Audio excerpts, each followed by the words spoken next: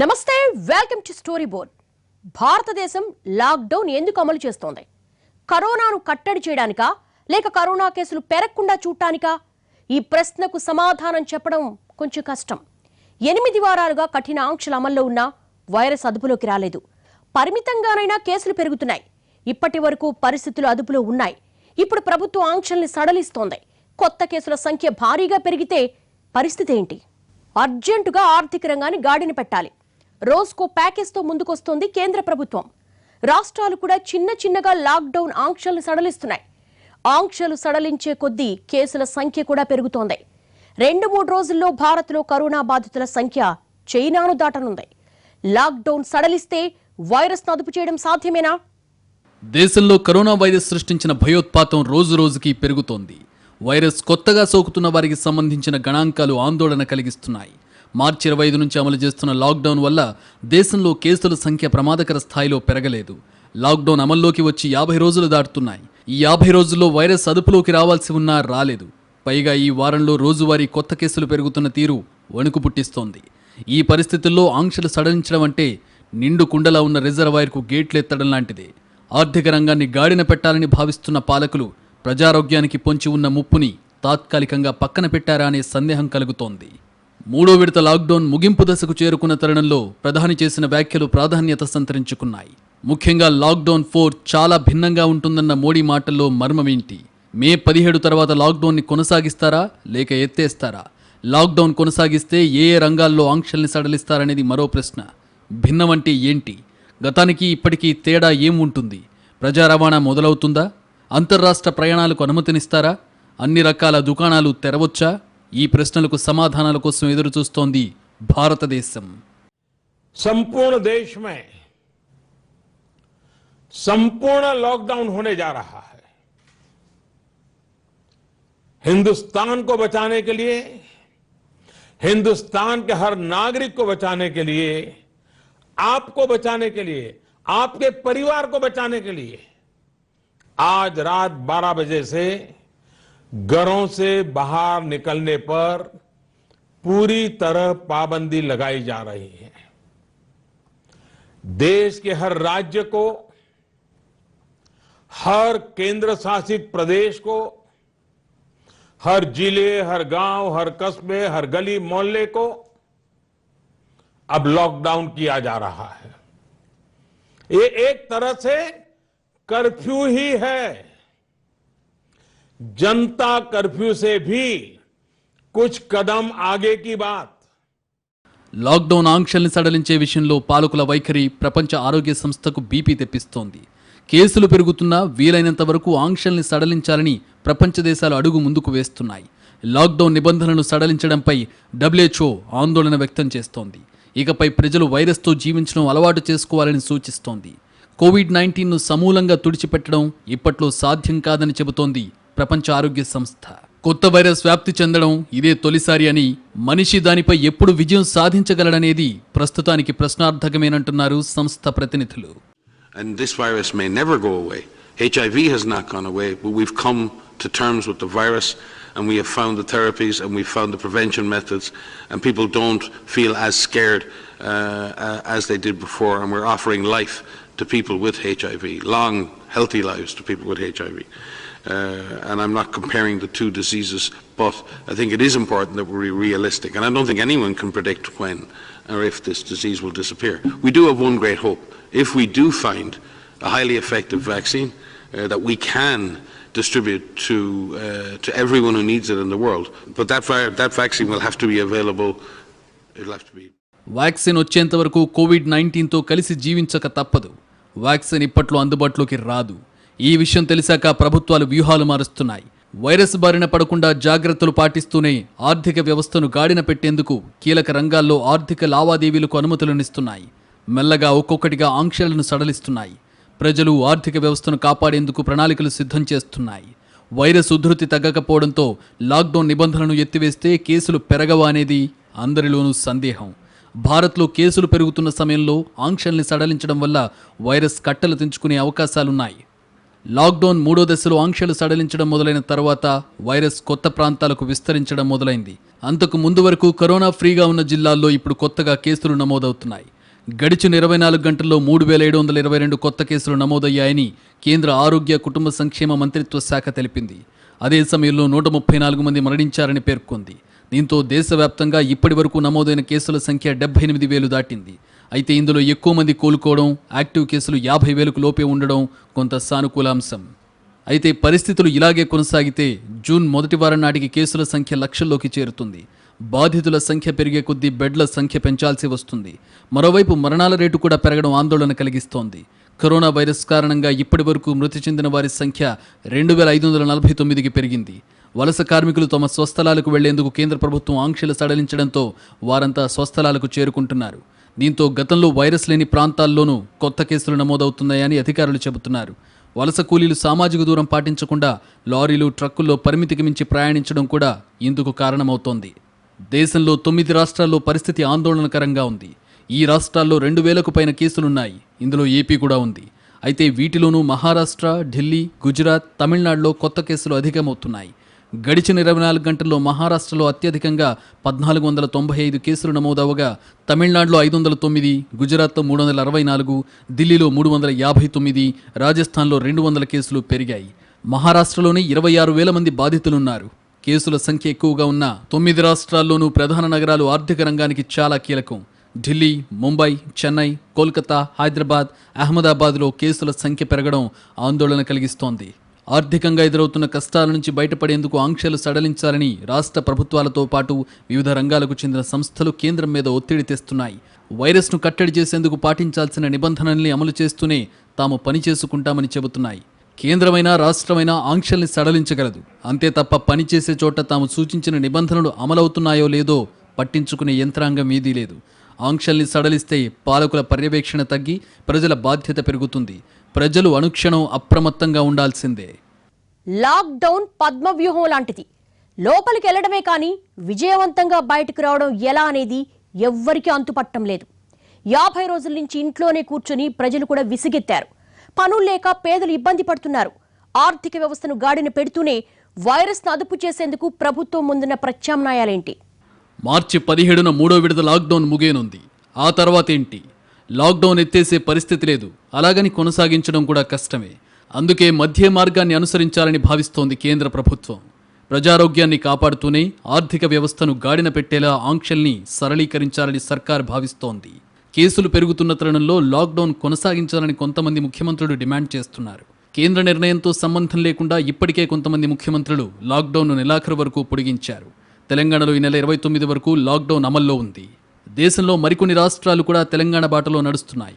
కేసుల సంఖ్య పెరగడం మొదలైతే ఎదురయ్యే ఇబ్బందుల్ని అంచనా వేయడం కష్టం.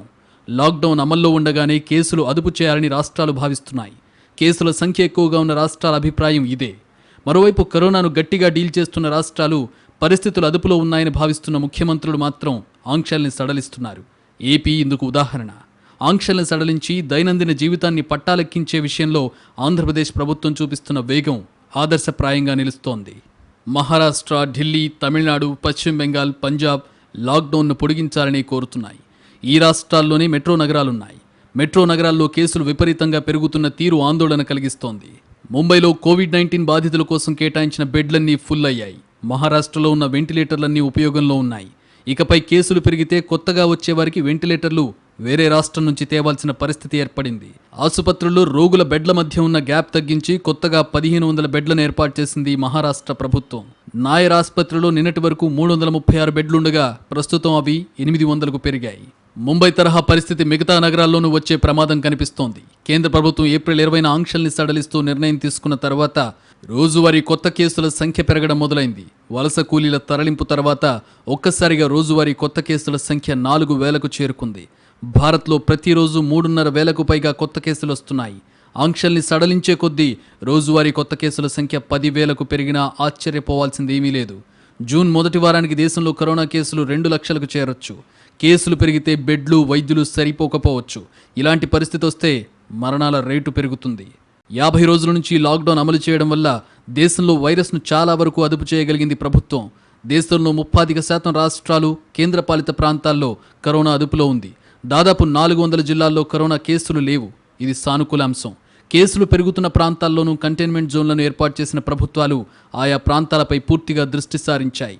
గ్రీన్ జోన్లలో పూర్తి స్థాయి కార్యకలాపాలకు అనుమతులు ఇవ్వడం, ఆరెంజ్, రెడ్ జోన్లలో వైరస్ను అదుపు చేసేలా చర్యలు తీసుకునేలా ప్రభుత్వం వ్యూహం సిద్ధం చేస్తోంది. దీనివల్ల వైరస్ మరింత విస్తరించకుండా అడ్డుకోవడంతో పాటు ఆర్థిక వ్యవస్థను పట్టాలెక్కించాలనేది ప్రభుత్వ ఆలోచన. లాక్డౌన్ అమలు చేయడం వల్ల వైరస్ను అదుపు చేయడం సాధ్యం కాదని చెప్పడానికి దేశంలో పరిస్థితులే నిదర్శనం. లాక్డౌన్ వల్ల కేసులు బరితెగించి పెరగకుండా ఆపడం సాధ్యమైంది తప్ప వైరస్ను పూర్తిగా నియంత్రించడం కుదరలేదు. పాలకులు ఎన్ని రకాల ఆంక్షలు పెట్టినా ప్రజలు వాటిని పాటించడం లేదు. లాక్డౌన్ సమయంలో కొంతమంది ఆంక్షలను ఉల్లంఘించడం వల్లనే దేశంలో కేసులు పెరిగాయనేది కళ్ల ముందు కనిపిస్తున్న వాస్తవం. ఇలాంటి పరిస్థితుల మధ్య వైరస్ పూర్తిగా అదుపులోకి వచ్చే వరకు లాక్డౌన్ అమలు చేయాలని చూస్తే అది ఆత్మహత్యా సదృశ్యమే. ఇలాంటి పరిస్థితుల మధ్య వైరస్ పూర్తిగా అదుపులోకి వచ్చే వరకు లాక్డౌన్ అమలు చేయాలని చూస్తే అది ఆత్మహత్యా సదృశ్యమే. అందుకే వైరస్ సోకిన ప్రాంతాలను కట్టడి చేసి మిగతా ప్రాంతాల్లో ఆంక్షలు సడలించడం మంచి ఆలోచనే. వలస కూలీలను స్వస్థలాలకు చేర్చడం, ఆర్థిక వ్యవస్థను గాడిన పెట్టేందుకు ప్యాకేజీ ప్రకటించడంతో దేశంలో ఒక్కో సమస్యను పరిష్కరిస్తోంది కేంద్ర ప్రభుత్వం. వైరస్ను అదుపు చేసే విషయంలో ఇప్పటివరకు జాతీయ స్థాయి వ్యూహాన్ని అనుసరిస్తూ వచ్చిన మోడీ సర్కార్ ఇకపై ఆ బాధ్యతల్ని క్షేత్రస్థాయికి బదలాయించాలని భావిస్తోంది. వైరస్ను కట్టడి చేసే బాధ్యతల్ని జిల్లా ఉన్నతాధికారులకు కట్టబెట్టడం వల్ల ఉత్తమ ఫలితాలొస్తాయని కేంద్రం భావిస్తోంది. దీనివల్ల కేంద్ర రాష్ట్ర ప్రభుత్వాలు వేరే అంశాలపై దృష్టి పెట్టే అవకాశం దొరుకుతుంది. మే 17 తర్వాత లాక్డౌన్ కొనసాగించిన గ్రీన్ జోన్లలో ఆంక్షల్ని వీలైనంత ఎక్కువగా సడలిస్తూ ఆరెంజ్, రెడ్ జోన్లలో వైరస్ కట్టడి బాధ్యతల్ని కింది స్థాయి అధికారులకు కట్టబెట్టేలా చర్యలు ప్రకటించనున్నారు. ప్రపంచంలో వైరస్ ఉన్నంతకాలం లాక్డౌన్లు, ఆంక్షల మధ్య బతకాల్సిందే. వ్యాక్సిన్ రాకుంటే వైరస్ ప్రభావం తగ్గి సాధారణ స్థితి ఎప్పుడొస్తుందనేది చెప్పడం కూడా కష్టం. ఇలాంటి పరిస్థితుల మధ్య ఆంక్షల్ని సడలించడం తప్ప ప్రభుత్వాలకు మరో ఆప్షన్ కనిపించడం లేదు. మే 17 తర్వాత మరిన్ని మినహాయింపులు ఇవ్వక తప్పదా? దేశంలో లాక్డౌన్ విధించి ఇప్పటికే 50 రోజులు దాటింది. దేశంలో కేసులు ఎక్కువగా ఉన్న ప్రాంతాల గురించి పాలకులు, అధికారులకు స్పష్టత వచ్చింది. చైనా కూడా వుహాన్తో పాటు 9 నగరాల్లోని లాక్డౌన్ విధించి వైరస్ను కట్టడి చేసింది. వుహాన్లో కొత్త కేసులు నమోదు ఆగిపోయాక ఆంక్షల్ని సడలించింది. మనం కూడా ఇలాంటి విధానాన్ని అమలు చేయాలి. కరోనా తీవ్రత ఉన్న ప్రాంతాన్ని ఇతర ప్రాంతాలతో ఐసోలేట్ చేయడం, వైరస్ అదుపులోకి వచ్చే వరకు అక్కడ కఠిన ఆంక్షల్ని అమలు చేయడం ఉత్తమ మార్గం. ఏప్రిల్ 20 తర్వాత ప్రభుత్వం కొన్ని రంగాల్లో ఆంక్షల్ని సడలించింది. దీనివల్ల కేసుల సంఖ్య పెరుగుతున్నా సమూహ వ్యాప్తి లాంటి సంఘటనలు లేవు. లాక్డౌన్ రెండో విడత పొడిగించక ముందు వలస కార్మికుల సమస్య తీవ్రంగా ఉంది. ప్రస్తుతం కార్మికులు స్వస్థలాలకు చేరుకోవడంతో ఆ సమస్య తొలగిపోయింది. పాలకులు, అధికారులు ఇప్పుడు వైరస్ కట్టడి మీద పూర్తి స్థాయిలో దృష్టి పెట్టే అవకాశం ఏర్పడింది. వైద్యపరంగానూ సౌకర్యాలు మెరుగుపడ్డాయి. ప్రజల్లోనూ అవగాహన పెరిగింది. సోషల్ డిస్టెన్సింగ్, మాస్క్ ధరించడం, శానిటైజర్ల వాడకం పెరిగింది. ఇప్పుడు ఆంక్షలు సడలించినా పెద్దగా ప్రమాదం ఉండకపోవచ్చు.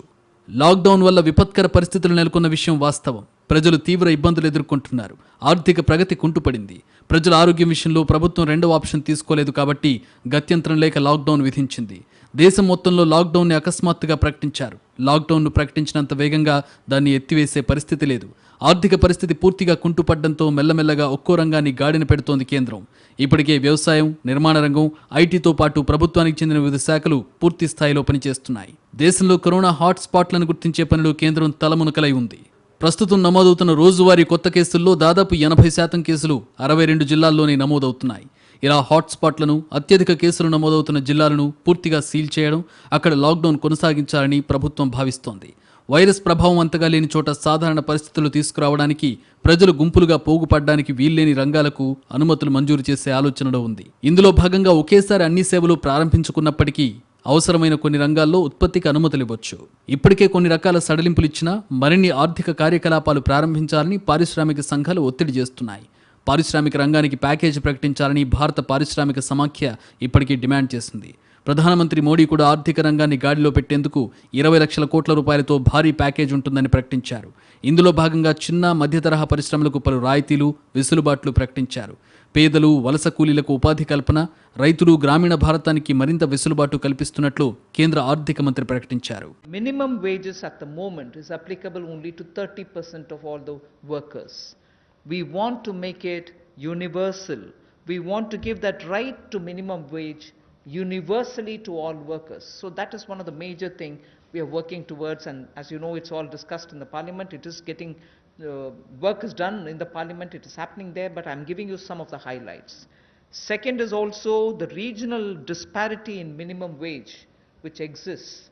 We are trying to get over that problem, to get over the disparity which prevails by saying if there can be a national floor wage concept which can be accepted by all the states, so that the disparity which prevails between states of minimum wages can be. Lockdown అమలు చేశాక ప్రభుత్వం 1,15,000 కోట్ల రూపాయల GST ఆదాయం కోల్పోయింది. Lockdown వల్ల చిన్న వ్యాపారులు కూడా తీవ్రంగా నష్టపోయారు. పరిమితంగానైనా వ్యాపారాలకు అనుమతులు ఇవ్వకపోతే భవిష్యత్ అంధకారంగా మారుతుందని చెబుతున్నారు. ఆరంభంలో వారంలో 2 లేదా 3 రోజులు మార్కెట్లను తెరవాలి. రోడ్డుకు ఒకవైపు ఉన్న దుకాణాలు ఒక రోజు, ఇంకొక వైపు ఉన్న దుకాణాలు మరో రోజు తెరిచే వెసులుబాటు కూడా ఇవ్వచ్చు. మార్కెట్లను వేర్వేరు సమయాల్లోనే తెరిచేలా అనుమతి ఇవ్వవచ్చని చిన్న వ్యాపారులు కోరుతున్నారు. ఈ సూచనల్లో కొన్నింటిని ప్రభుత్వం అంగీకరించవచ్చు. ఎందుకంటే అది ఇటు వ్యాపారులకు అటు ప్రభుత్వానికి ప్రయోజనకరమే. మే 12న పరిమిత సంఖ్యలో ఢిల్లీ నుంచి రైలు సేవలు మొదలయ్యాయి. స్టేషన్లకు రాకపోకలు సాగించేందుకు కన్ఫర్మ్ టికెట్ ఉన్న వారి వాహనాలను అనుమతిస్తున్నారు. ఆంధ్రప్రదేశ్ ప్రభుత్వం పాక్షికంగానే ఆర్టీసీ సేవల్ని ప్రారంభిస్తోంది. చాలా ప్రభుత్వ ప్రైవేటు సంస్థలు లాక్డౌన్ 3లోనే తెరుచుకున్నాయి. లాక్డౌన్ 4లో మార్కెట్లు, కొన్ని కార్యాలయాలు తెరుచుకుంటే రాకపోకలకు వీలుగా ప్రజా రవాణా సేవలను ప్రారంభించడం తప్పనిసరి అవుతుంది. అత్యవసర సేవల్లో పాల్గొంటున్న వారి కోసం లోకల్ ట్రైన్లను నడపాలని మహారాష్ట్ర ప్రభుత్వం రైల్వే శాఖను కోరింది. లాక్డౌన్ 4లో నెమ్మదిగా మరికొన్ని కార్యకలాపాలను ప్రారంభించాల్సి ఉంటుంది. అవసరమైన సేవలను 40-50 రోజులకు మించి ఆపడం కుదరదు. ప్రజలు వీధుల్లోకి రావడం మొదలైతే వైరస్ వ్యాపించే రిస్క్ పెరుగుతుంది. ఎంతో అవసరమైతే తప్ప ప్రజలు ఇంటిలో నుంచి వెళ్లకపోవడం ఉత్తమం. దేని గురించైనా బయటకు వెళుతున్నప్పుడు అది లేకుంటే పని జరగదా అని మనకు మనమే ప్రశ్న వేసుకోవాలి. అవసరం లేదనుకుంటే ఇంట్లోనే ఉండడం మంచిది. లాక్డౌన్ మినహాయింపులు ఇచ్చినా ప్రజలు నిబంధనలు, జాగ్రత్తలు పాటించాల్సిందే. భౌతిక దూరం పాటించాలి, మాస్కులు ధరించాలి, చేతులు తరచూ కడుక్కోవాలి, వ్యక్తిగత పరిశుభ్రత పాటించాలి. వైరస్ సోకిన లక్షణాలు కనిపిస్తే అధికారులకు సమాచారం ఇవ్వాలి. కూరగాయలు, ఇతర నిత్యావసర వస్తువులను శుభ్రపరిచి వాడుకోవాలి. గుంపులుగా పోగయ్యే ఆటలాడడం, ముచ్చట్లు పెట్టుకోవడం వంటి వాటికి స్వస్తి చెప్పాలి. కరోనా లాంటి మహమ్మారి వైరస్ బారిన పడకుండా ఉండాలంటే ప్రతి క్షణం అప్రమత్తంగా ఉండడం తప్పనిసరి.